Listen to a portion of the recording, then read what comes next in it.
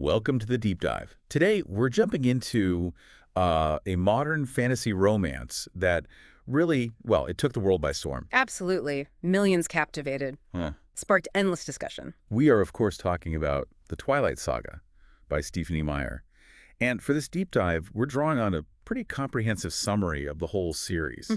Our mission isn't just to, list plot points. We want to unpack why it hit such a nerve. What are the key moments, the twists, the themes, but maybe go a bit deeper than just a teenage love story? Right. And it's always compelling, isn't it, how stories that mix the fantastic, the supernatural, with really intense personal journeys, how they just resonate universally. Yeah.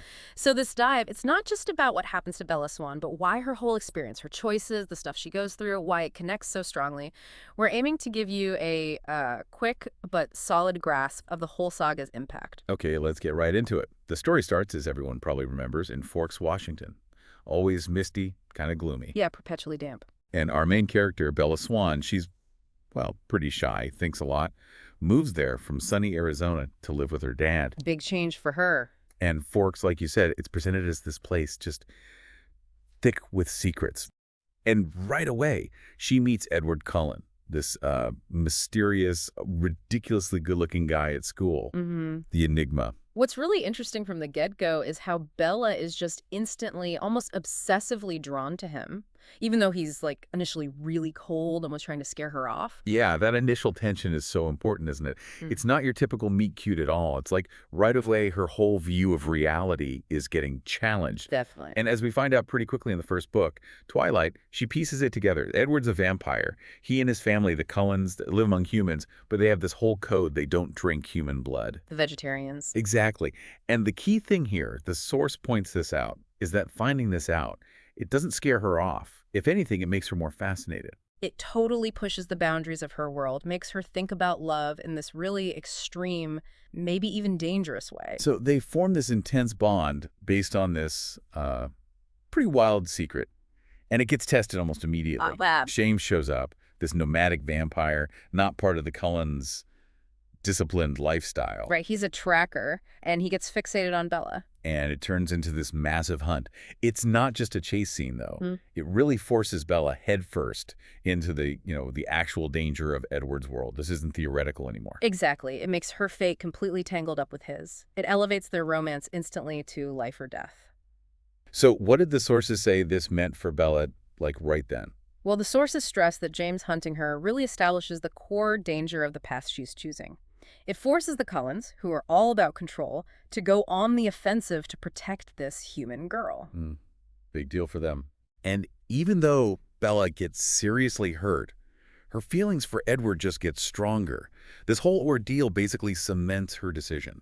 She wants to be part of his world, the immortal world, whatever it takes. Sets the stage for everything else, really. All her future choices, the risks she's willing to take, it all stems from that. Yeah.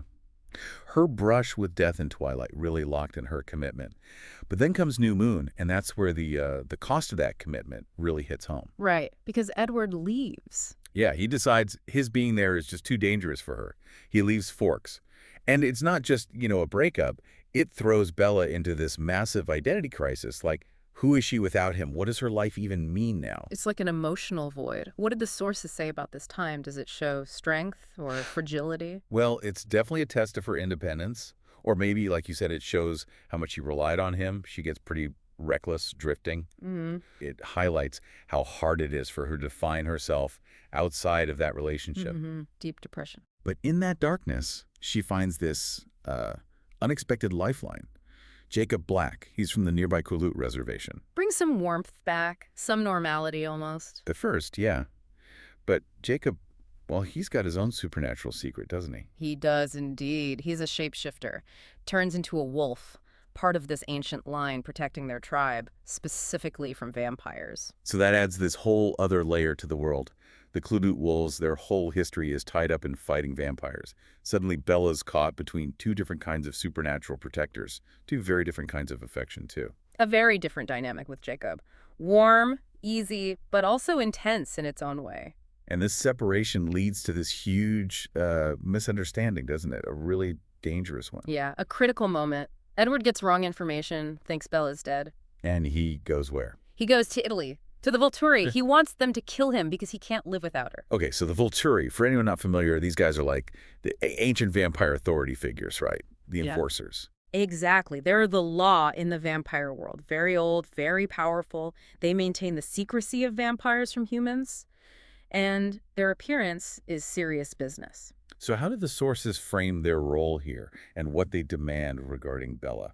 The sources show them as this absolute power, royalty almost. And when they find out about Bella knowing the secret, their ultimatum is stark. Turn her into a vampire or she has to die. No gray area. None. It underlines the rigid rules Edward lives under. And it forces his hand, really. He has to confront actually giving her the immortality she wants or risk losing her permanently one way or another. It totally ramps up the stakes again. Her personal desire suddenly becomes a matter of vampire law. Destiny versus choice, maybe. That's a good way to put it. It definitely echoes those themes. Which leads us right into Eclipse. High school graduation is coming up for Bella. She's made her choice. She wants to become a vampire, but the timing is still uncertain. And meanwhile, there's trouble brewing back home. Big trouble. These mysterious killings in Seattle. Turns out it's a newborn vampire army. Newborns are notoriously uncontrollable, thirsty, very dangerous. And who's behind it? Victoria. James's mate, still seeking revenge against Bella. Right, she's laser focused on Bella. So, amidst that rising threat, Bella is caught, right in the middle. Her deep love for Edward, this future she's chosen with him. Versus this really intense protective bond she now has with Jacob, who, let's be honest, is still hoping she'll choose him, choose a human life, or at least his kind of supernatural life. It's more than just a love triangle, isn't it? It feels symbolic, choosing between two completely different lives, two different futures. Totally. And the threat from Victoria actually forces the Cullens and the Keelute wolves, who are, natural enemies, to team up. An uneasy alliance. Very uneasy, all to protect Bella. And what's interesting here is how Bella's personal choice, Edward or Jacob, gets tangled up with the survival of both these groups. Her decision impacts the fragile peace. Yeah. The sources really emphasize this. It's where she truly solidifies her path. She agrees to marry Edward, fully committing to immortality with him. Okay, so that brings us to the final book, Breaking Dawn. Starts with the wedding. Bella marries Edward. A promise fulfilled. Big moment. Seems like maybe things can finally settle down. Yeah, they go on this remote honeymoon paradise. But nope, doesn't last long. A massive twist. The pregnancy. Bella finds out she's pregnant. Which shouldn't even be possible, right? Vampire-human hybrid? Completely unprecedented, and the pregnancy is unnatural. It's growing incredibly fast, and it's hurting Bella badly. It's not just a shock plot point. It creates this huge ethical problem for everyone. Is it a child? Is it a monster? What do they do? Exactly. It puts Bella's life in immediate danger, makes her incredibly weak. Yeah. And it splits the Cullens. Some are terrified of what this baby represents. Others are determined to save both Bella and the child. It raises these really deep questions, doesn't it? About life, family, what's natural, what's not. And Jacob. His reaction is key here. Right. He does something pretty amazing, actually. Demonstrates incredible loyalty. He breaks from his own wolf pack, who want to destroy the baby before it's born because they see it as a threat. He forms his own little splinter group to protect Bella's choice. And then the imprinting. Yes, a crucial involuntary werewolf thing. He imprints on the unborn baby, Renesmee. This unbreakable protective bond, it ties his fate to hers completely. Wow. Okay, so in the birth itself, it's brutal. Horrific. Bella barely survives. She delivers Renesmee, their daughter. And Edward has to act fast. He has to bite her, inject his venom, finally transforming her into a vampire to save her life, right there on the edge of death. And what's striking, the sources mention this, is how Bella wakes up. She's not like a typical newborn vampire, uncontrolled, raging with thirst. No, she's incredibly strong, fast, yes, but also remarkably self-controlled, way more than anyone expected. It's like this ultimate moment of becoming who she was maybe meant to be. Her finding her power. A real self-actualization, yeah, the culmination of her whole journey to embrace this new identity. But of course, happiness is short-lived in this saga. Never lasts long. Another misunderstanding. A vampire from another coven sees Renesmee, thinks she's an immortal child.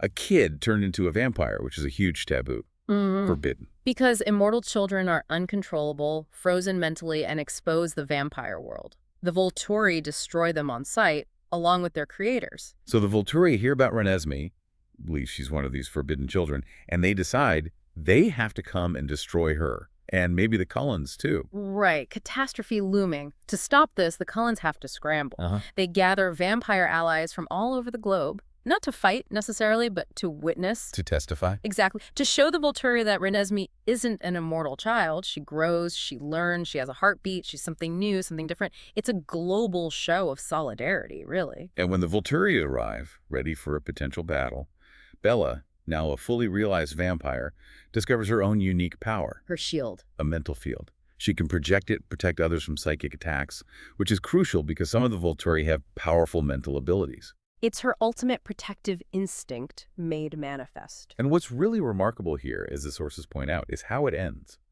This huge confrontation building up to what feels like this massive, inevitable fight. It fizzles out, no battle. It's resolved through testimony, through reason. Right. The witnesses are undeniable. Alice, Edward's sister, even shows the Volturi visions of the future, proving Renesmee isn't a threat. The truth wins. Peacefully. Which is kind of unexpected, given all the tension. It suggests that even in this world of monsters and conflict, understanding can actually beat violence. So the immediate danger passes. Bella, Edward, Renesmee, they get their version of a happy ending, surrounded by this huge, unconventional family and allies. So wrapping up this deep dive into the Twilight saga, when you look back, you really see Bella Swan's whole arc. From that quiet, kind of awkward teenager in Forks, this incredibly powerful, immortal being. And we've seen how her choices, often made under intense pressure, consistently drove her story forward, changed her relationships. Absolutely. Discovering Edward's secret, then surviving his leaving, finding solace with Jacob, facing down threats like James, Victoria, the newborn army. And finally, those really complex family dynamics around Renesmee's birth and the confrontation with the Volturi, it really is, like the source material says, a story about radical personal change, love, and maybe destiny. A destiny she seemed to actively choose and shape. What I find fascinating, thinking about what the sources highlighted, is how the saga explores these bigger ideas, identity, belonging. What does it mean to belong when you're, like, literally transforming? And the power of choice. Bella's choices constantly defy what seems natural or even possible. And that idea of unconditional love, loving someone across species, across mortality itself. Yeah, her transformation isn't just physical. It's a total redefinition of who she is.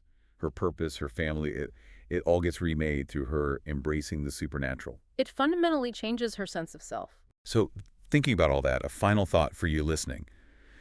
What really stands out when you consider Bella's ultimate destiny, the culmination of all those choices, and maybe more broadly, how do these kinds of fictional worlds like Twilight allow us to chew on these really big questions about,